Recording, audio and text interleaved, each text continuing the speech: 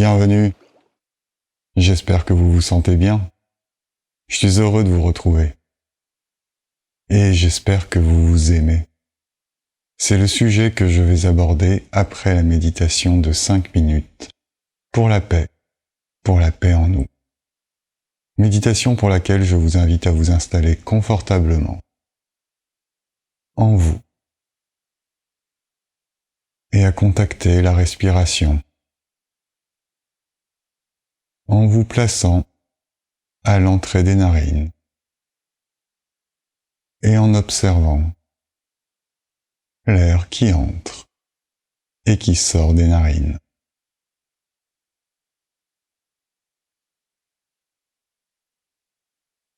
Nous nous contentons d'observer la température de l'air, sa vitesse,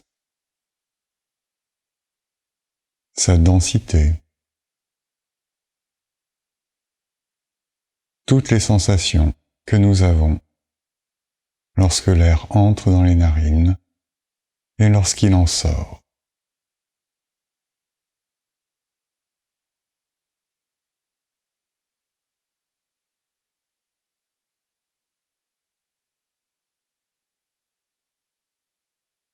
Laissons la vitalité entrer en nous.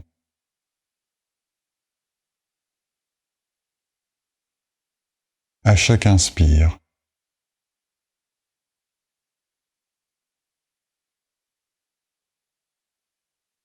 et laissons les tensions retourner à la terre à chaque expire.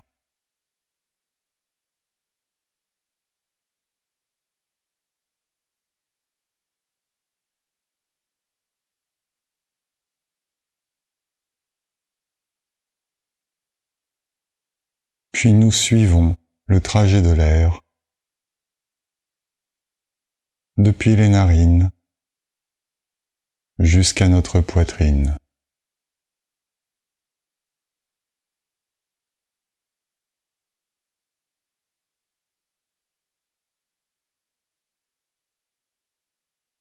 Et arrivé à la poitrine, nous nous installons dans cette zone.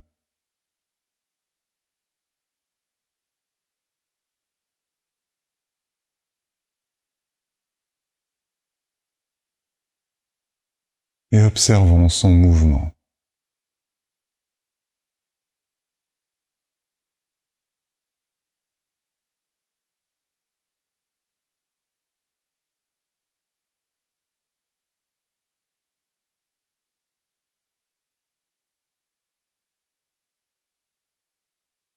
Et dans cette zone,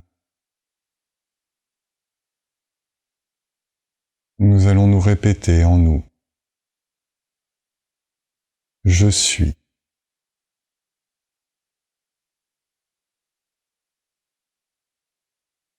Je suis.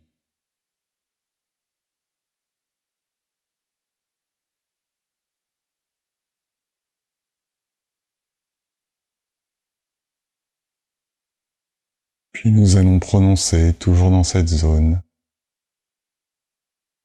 la phrase « Je suis une partie du un ». Et dans ce un, tout m'aime. Et je m'aime. Je suis une partie du un. Et dans ce un, tout m'aime. Et je m'aime.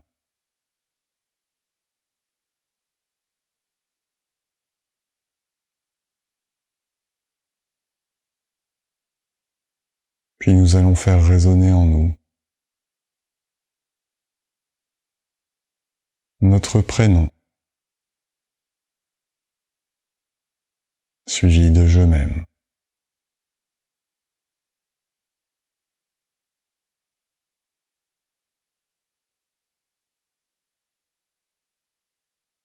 Prénom, je m'aime.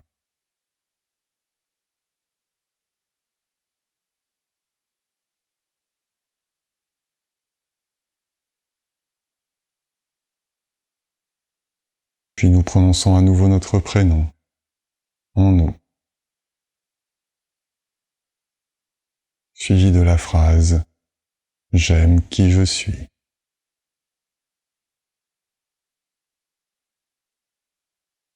Prénom, j'aime qui je suis.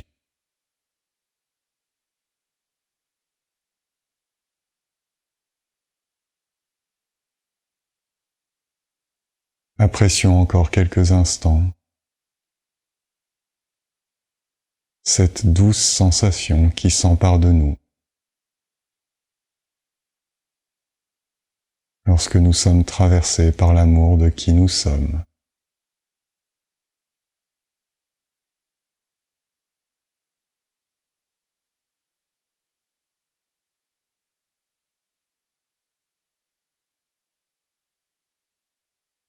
Et à votre rythme, je vous invite à sortir de l'état méditatif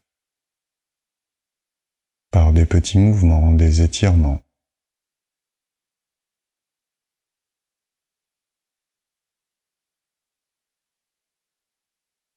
Et à rouvrir les yeux. Plutôt agréable, non ?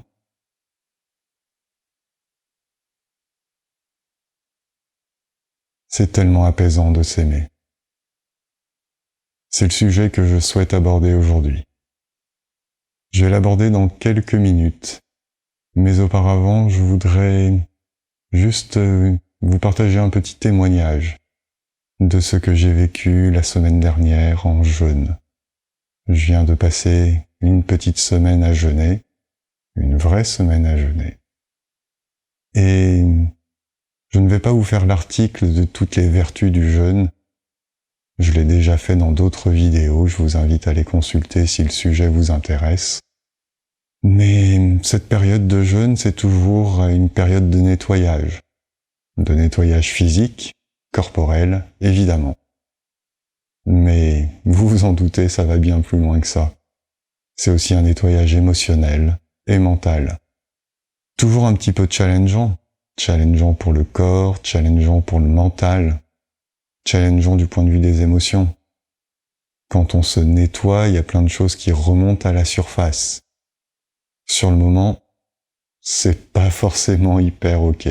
C'est pas forcément hyper agréable. C'est challengeant, ce n'est pas facile. Et en même temps, ce moment dure peu. Quelques heures, une journée. Et on est tellement libéré après, tellement plus léger. Et sur tous les plans. Plus léger dans le corps, des émotions plus fluides. Et un mental plus léger aussi. Un mental plus apaisé. C'est donc une super pratique pour vivre la paix en soi. Et si c'est quelque chose que vous n'avez jamais pratiqué, je vous invite à vous renseigner sur le sujet et à mettre en place des petites choses pour vous alléger du point de vue corporel, émotionnel et mental. Toutes ces petites choses dont je parle vidéo après vidéo, par exemple. Bref, le jeûne, plein de vertus. Si je devais en faire la liste, on y passerait des heures.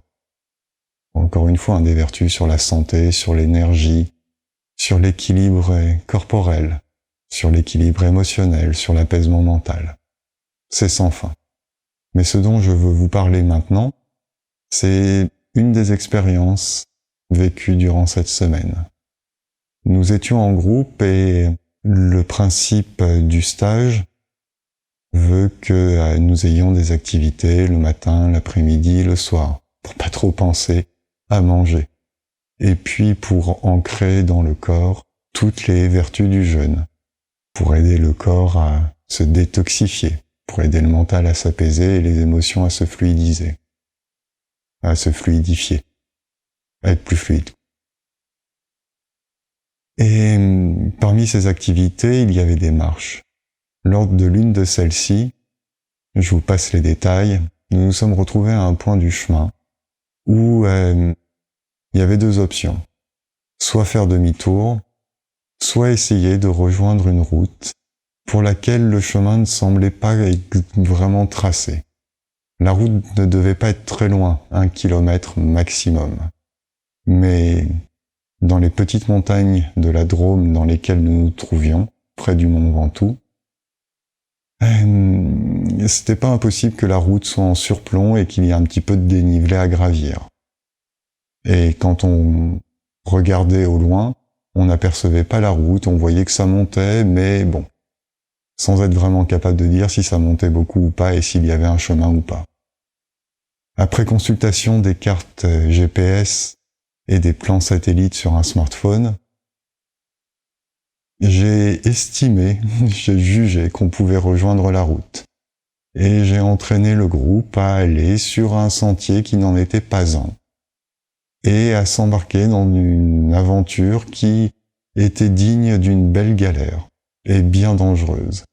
À avancer parfois entre des broussailles, mais surtout à monter une pente très raide dans les cailloux, dans les pierriers, où à chacun de nos pas, en fait, on glissait, on devait s'accrocher à ce qui se présentait, parfois même des mottes de terre, du thym qui dépassait à peine du sol.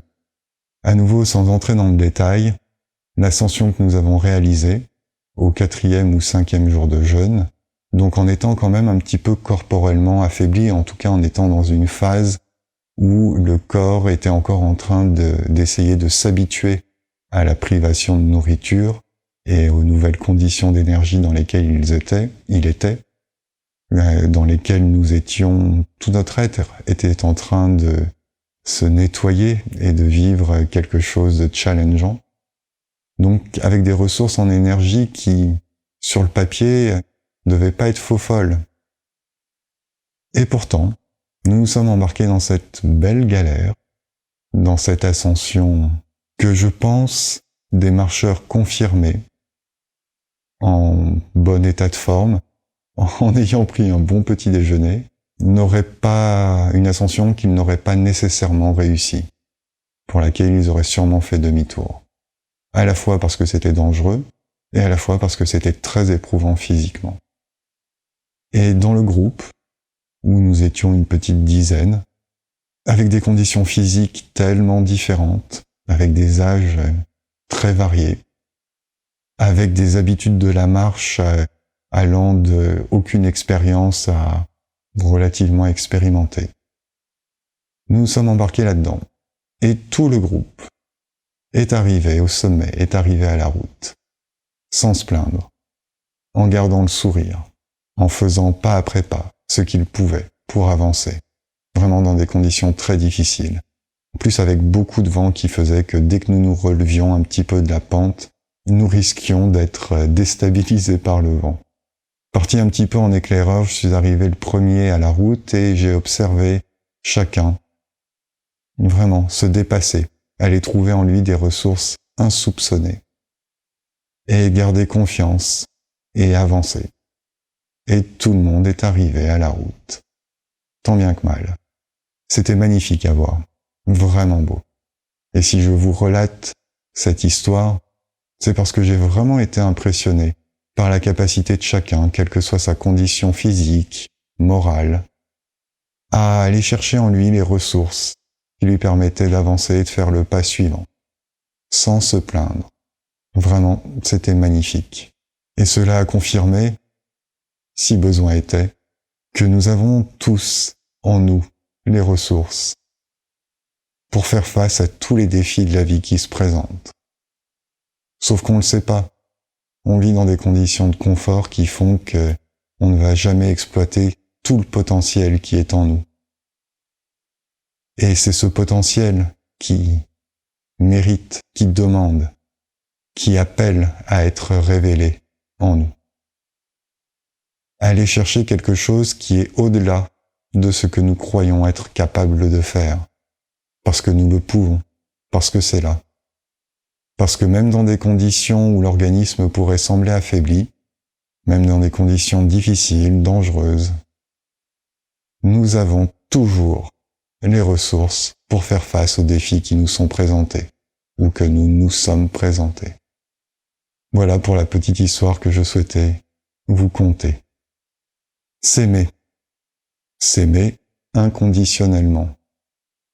Voilà un autre sujet qui a été assez prégnant pour moi durant la semaine. C'est la raison pour laquelle je l'aborde aujourd'hui. Est-ce que vous vous aimez? Je ne parle pas d'ego, je ne parle pas d'orgueil, je ne parle pas de narcissisme. Est-ce que vous vous aimez réellement pour qui vous êtes? Non pas pour ce que vous faites, mais essentiellement pour qui vous êtes. Pas facile. Je rencontre rarement des gens qui s'aiment réellement, authentiquement, profondément, pour ce qu'ils sont. Notre enfant intérieur est souvent blessé. Il est malheureux. Il est malheureux que nous délaissions. Nous nous éloignons petit à petit de cet enfant intérieur, qui est triste de cet éloignement, qui est triste que nous n'ayons plus de regard pour lui. Et de cette tristesse naît un mésamour pour nous. Un mésamour en raison de nos traumatismes, de nos peurs. Je le répète suffisamment souvent. Un mésamour parce que nous ne sommes pas forcément en accord avec nous-mêmes ou avec nos valeurs. Là aussi, régulièrement, je vous donne des petits trucs pour pouvoir se réaligner avec qui nous sommes et avec nos valeurs. Mais l'invitation du jour est réellement à prendre conscience que vous méritez de vous aimer. Tout vous aime. C'est pour ça que j'ai amené ça dans la méditation. En tant que créature, création. Toute la création vous aime. Et vous méritez de vous aimer. Pour qui vous êtes. Aussi parfois pour ce que vous faites. Mais pour qui vous êtes. En fait, on pourrait distinguer deux plans. Un plan très existentiel et un plan essentiel. Sur le plan de l'existence, vous méritez de vous aimer. Parce que chaque jour, vous faites de votre mieux. Même si ce n'est pas nécessairement consciemment, vous faites de votre mieux. Pour vous en sortir, pour faire face à tous les problèmes qui se présentent à vous. Pour aimer les autres, pour les servir, pour contribuer, pour participer. C'est déjà une belle raison de s'aimer. Et puis vous méritez aussi de vous aimer sur le plan essentiel. Essentiel car nous sommes tous une partie du un, des créatures issues de la création. Et nous abritons le divin. Nous sommes le divin. Nous sommes une partie du divin. Ce que certains appellent l'âme, la sagesse intérieure, le soi supérieur. Et cette partie divine mérite d'être aimée. Elle mérite d'être aimée tout autant qu'elle vous aime et qu'elle anime la vie. Si vous méditez sur le sujet de « je suis une partie du un », vous êtes une partie du un, vous vous rendrez compte que le sujet soit abordé d'un aspect spirituel ou d'un aspect matériel, vous ne pouvez pas arriver à une autre conclusion que celle que vous êtes une partie du un. Et qu'il y a une forme de divinité dans ce un, dans cette création. Et que la création soit le fruit d'un Dieu, ou de la nature, ou de l'évolution, peu importe. Il y a quelque chose de magique. Parti d'une cellule, vous êtes maintenant un ensemble de milliards de cellules, spécialisées qui ont chacune leur tâche, leur rôle, qui communiquent entre elles, et qui forment un tout harmonieux, qui est vous, un être fonctionnel capable de se déplacer, de grandir, de penser, de regarder, de ressentir, d'aimer. Et rien que ça mérite d'être aimé, d'être remercié. Mais au quotidien, on pense tellement pas à ça. On est embarqué dans ce que l'on a à faire, dans toutes nos problématiques, péripéties, dans nos peurs. Et on s'éloigne de cet amour nécessaire à l'épanouissement. Comment s'épanouir, comment aimer les autres, si on ne s'aime même pas soi-même? Comment faire pour s'aimer? Pas facile puisqu'on en a perdu l'habitude. Sur le plan matériel, je vous invite simplement à reconnaître chaque soir, au moment de vous endormir, faire un petit bilan et reconnaître une chose ou deux que vous avez faites en accord avec vos valeurs, avec ce qui vous tient à cœur. Et ça peut être vraiment des toutes petites choses. Un sourire donné, une bonne action réalisée, un travail mené à bien, l'accompagnement d'un proche, un service rendu, n'importe quoi. Une petite chose ou deux à se remémorer chaque soir en s'endormant. Ça, c'est pour la partie matérielle. Et puis, pour la partie essentielle, je vous invite à refaire la méditation que nous avons fait en début de vidéo, par exemple. Je vous invite aussi à reconnaître cette part de divinité qui vous habite, que j'ai aussi nommé enfant intérieur. Ce quelque chose qui ne demande qu'à s'exprimer, que vous ressentez par l'intuition, dans un moment de silence. Je vous invite vraiment à contacter, à prendre ces quelques minutes, et ça peut être aussi au moment du coucher, prendre quelques minutes, juste à vous répéter que vous vous aimez, même si vous n'y croyez pas. Et si c'est trop dur, allez chercher la gratitude. Là aussi, je vous invite à voir les vidéos que j'ai faites sur la gratitude, si vous voulez en savoir plus et si le sujet vous intéresse. Quelques minutes pour remercier. Remercier d'être en vie, remercier d'avoir vécu des belles choses. Et si vous n'avez pas vécu de belles choses à votre jugement dans la journée, juste remercier d'être en vie. Ouais, je sais, ça paraît un peu bébête.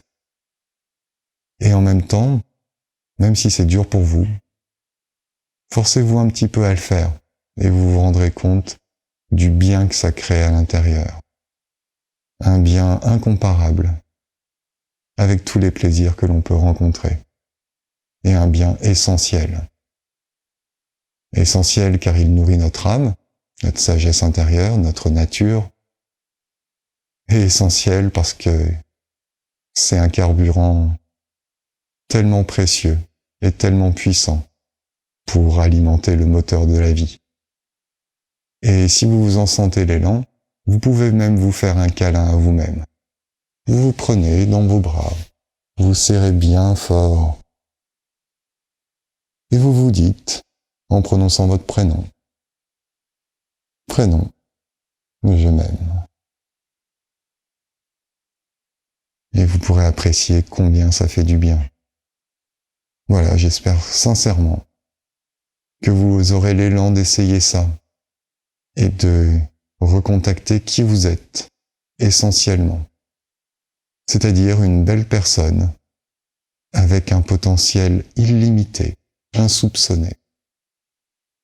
Une belle personne qui a peur, évidemment, qui souffre, mais qui a les ressources pour dépasser tout ça. Qui a les ressources pour être au contact d'elle-même et pour être heureuse simplement à être. Être. Rien de plus. Voilà, je sais que j'ai abordé plein de sujets transverses, connexes dans cette vidéo, qu'il y a plein de notions qui mériteraient d'être développées. Je ne vais pas le faire maintenant. Je vous invite à regarder mes autres vidéos pour approfondir ces sujets, ou en tout cas pour les explorer un petit peu plus.